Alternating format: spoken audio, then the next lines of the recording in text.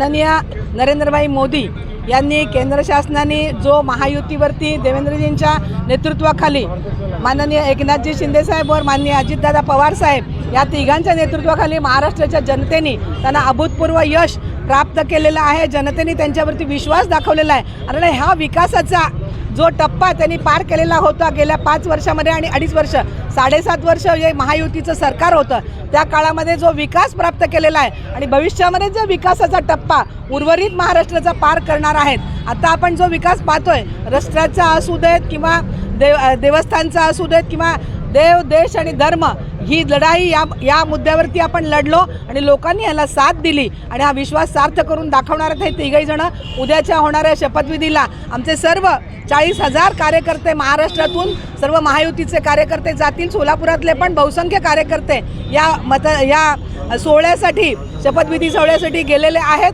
माननीय अध्यक्षांच्या नेतृत्वाखाली आम्ही सर्व कार्यकर्ते इथे जल्लोष करण्यासाठी थांबलेलो होतो आणि हा जल्लोष आम्ही इथं साजरा करतोय। महायुतीचा हा जो जल्लोष आहे त्याबद्दल सर्वांना सर्व कार्यकर्त्यांना आणि सर्व पदाधिकाऱ्यांना शुभेच्छा देते। माननीय देवेंद्रजी आणि त्यांच्या नेतृत्वाखाली होणाऱ्या सरकारला शुभेच्छा।